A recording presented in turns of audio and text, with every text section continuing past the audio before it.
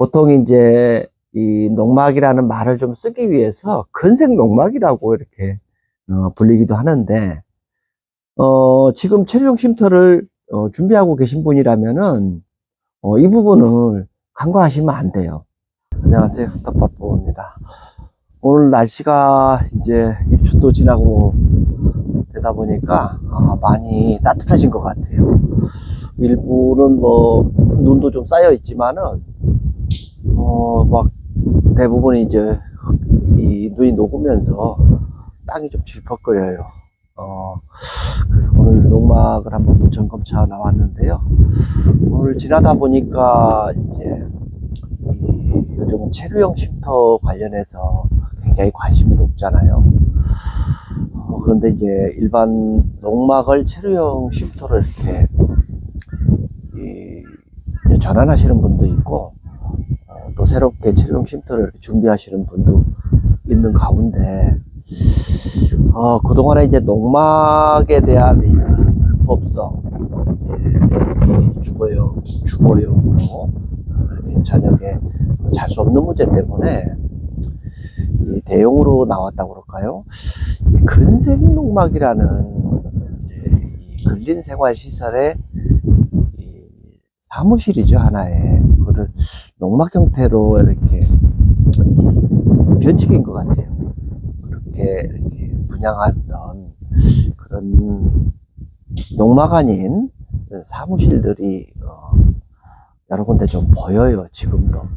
그래서 앞으로 체류형 쉼터를 이렇게 준비하시는 분들을 위해서 꼭 주의해야 될 사항. 그래서 농촌에서 지금 이제 업자들이 보통 많이 집니다. 근생 농막은 근린생활시설 농촌형 사무실 있죠, 하나에.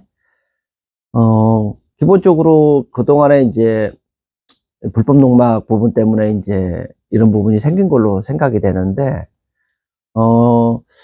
이제 건축업자들이 짓다 보니까 보통 많이 모여 있어요.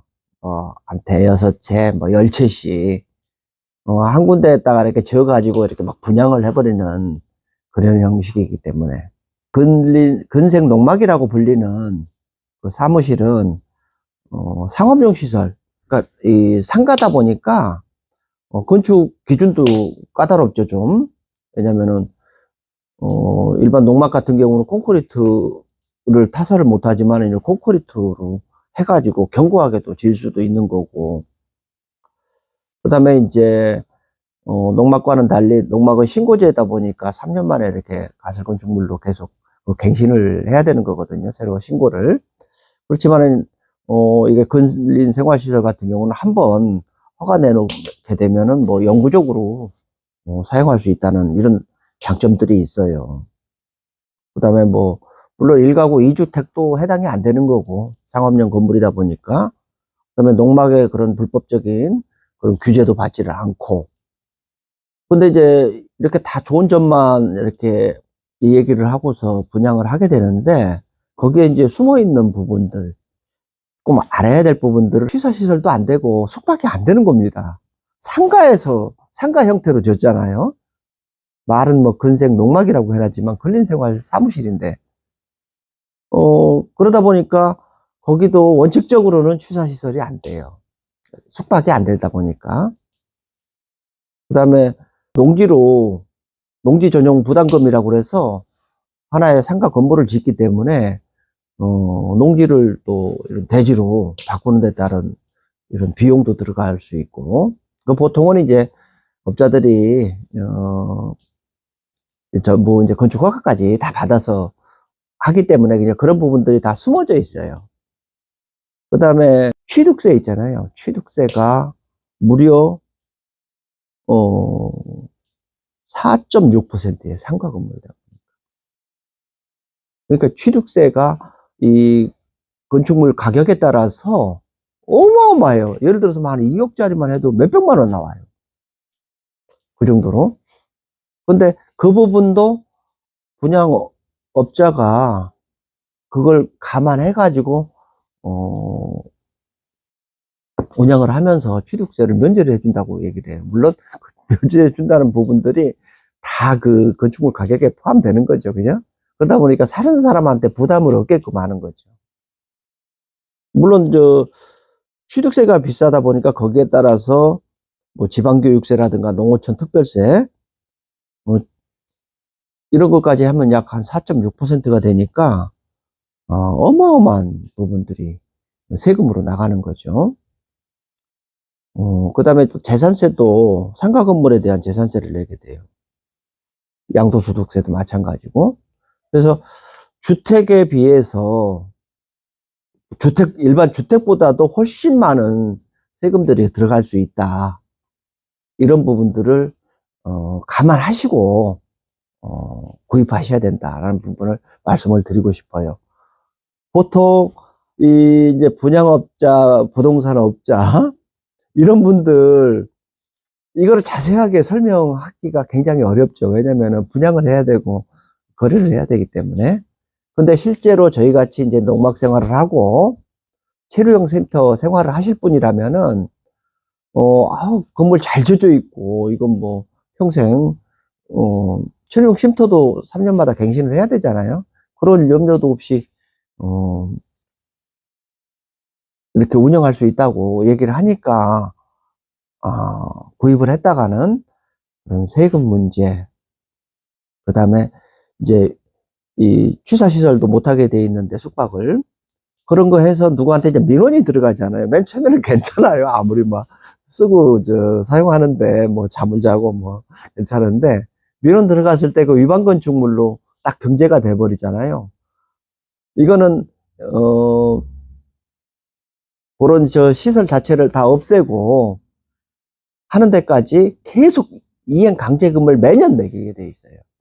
그동안 그 전까지는 이제 일정 기간 동안만 하다가 중단을 했었는데, 그래서 위반 건축물로 이렇게 한번 등재가 되면은 팔 때도 어렵습니다. 위반 건축물 누가 사겠어요, 그죠?